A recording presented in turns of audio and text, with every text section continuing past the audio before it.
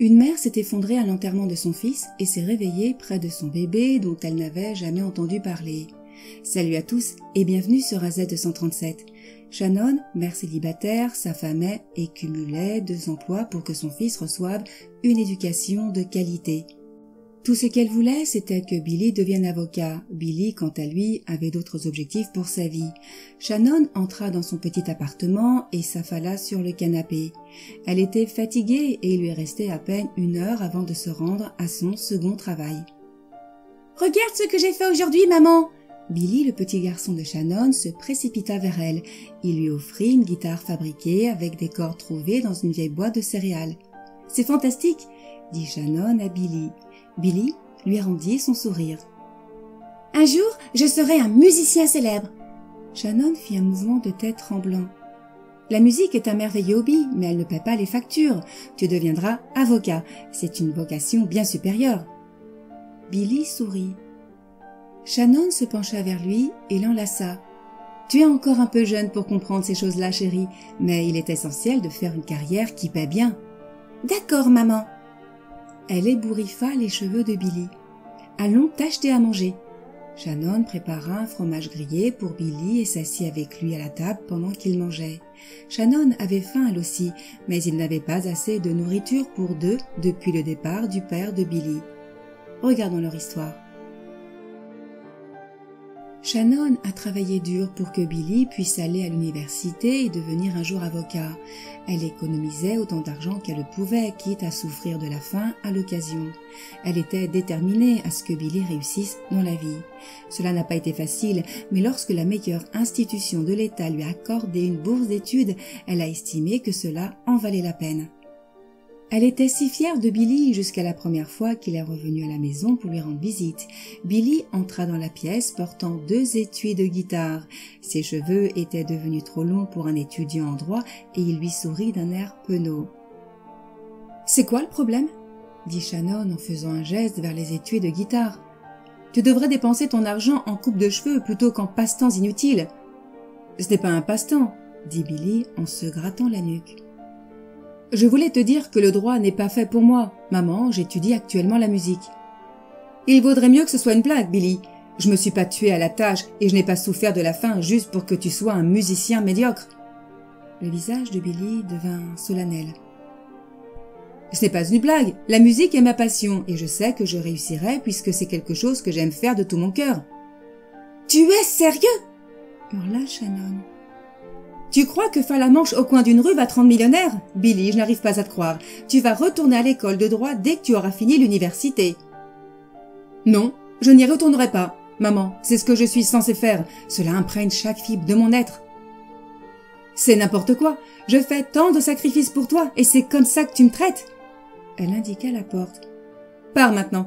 Tu n'es pas le bienvenu ici tant que tu ne te seras pas reprise en main. Billy sortit en trombe en prenant ses bagages. Shannon est persuadée qu'il reviendra et s'excusera.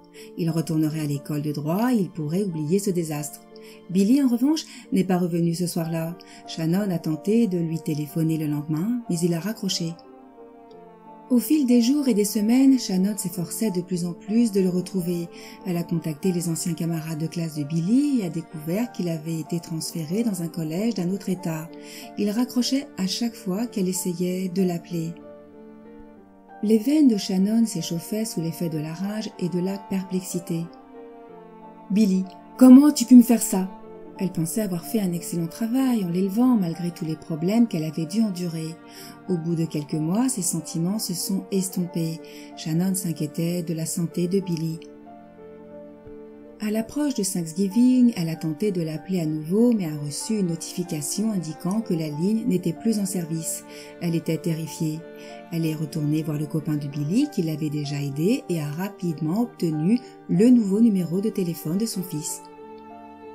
Elle l'a composé immédiatement. « Allô? S'il te plaît, ne raccroche pas, Billy. Je m'inquiète beaucoup pour toi. »« Maman? C'est moi. » Shannon a été submergée par l'émotion et s'est sentie obligée de pleurer. « Je suis désolée de m'être disputée avec toi, chérie. Je m'excuse aussi, maman. Je t'adore et tu manques terriblement, mais je devais faire ce qui était le mieux pour moi. » Billy déglutit et se racla la gorge. « Je suis vraiment ravie que tu aies téléphoné parce que j'ai une nouvelle cruciale à t'annoncer. Qu'est-ce que c'est? Shannon se redressa.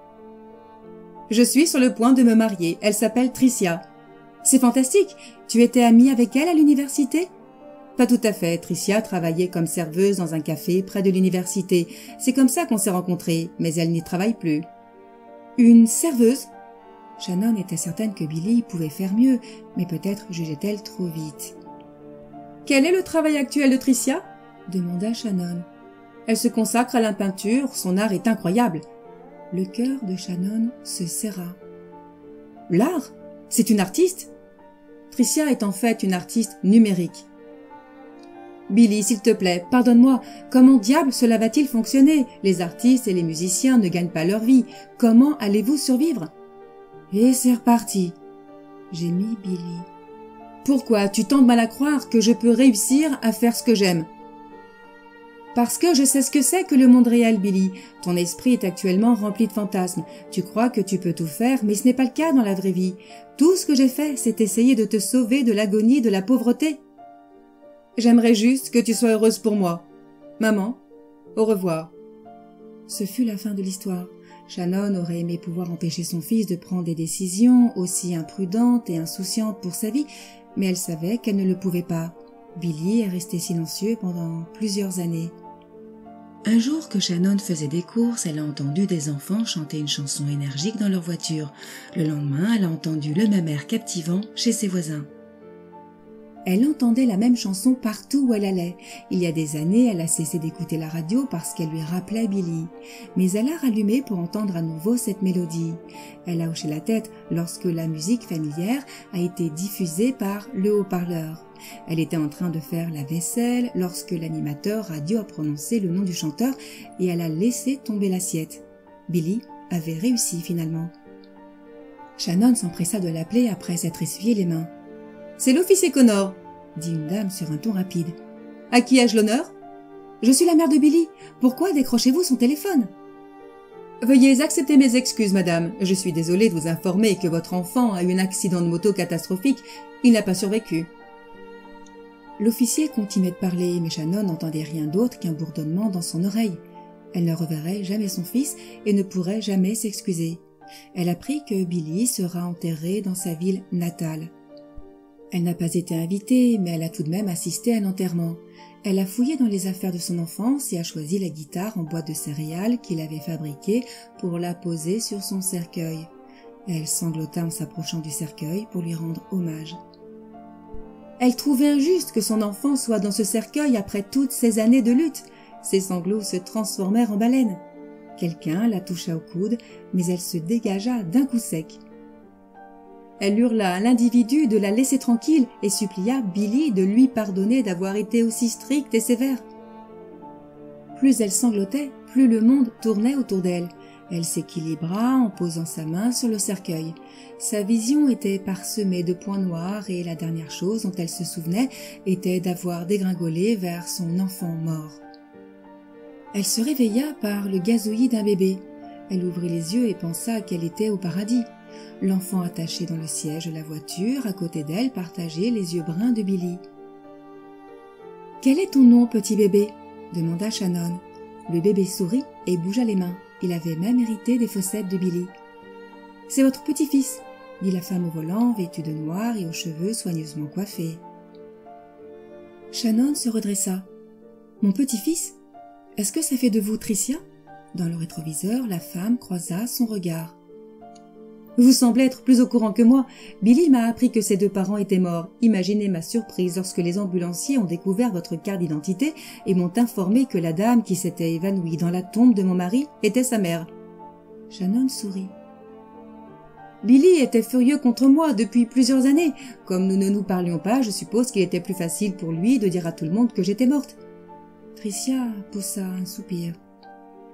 Nous ne pouvons pas changer le passé, mais nous pouvons nous relever pour affronter l'avenir. Vous devriez dormir dans un endroit calme. Je ne sais pas où vous habitez. Nous allons donc nous rendre à l'hôtel où Shane et moi sommes logés. Shannon se tourna vers l'enfant. C'était son petit-fils.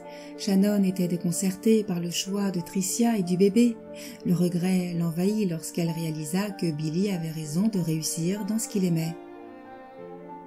Shannon s'est alors jurée de réparer les erreurs qu'elle avait commises dans le passé. Tricia et elle ont passé la majeure partie de la nuit à discuter et Shannon a raconté comment Billy et elle s'étaient éloignés l'un de l'autre. « Je sais maintenant que j'ai eu tort de me méfier de lui et de vous juger. Shannon, je comprends, d'une mère à l'autre, je comprends que vous essayez seulement de protéger Billy. Il a toujours été têtu et mal à l'aise avec son talent, c'est sans doute pour cela qu'il hésitait tant à vous approcher. » Par la suite, Tricia et Shannon sont devenus amies. Quelques années plus tard, Tricia a invité Shannon à vivre avec elle et Shane. Tricia recevait beaucoup de commandes pour ses travaux numériques et a donc décidé de passer plus de temps avec la grand-mère de Shane au lieu d'engager une nounou. Quelle est votre opinion au sujet de cette histoire? Dites-le nous dans les commentaires. Merci d'avoir regardé la vidéo. Surtout, n'oubliez pas de la liker et la partager autour de vous. À très bientôt sur AZ237.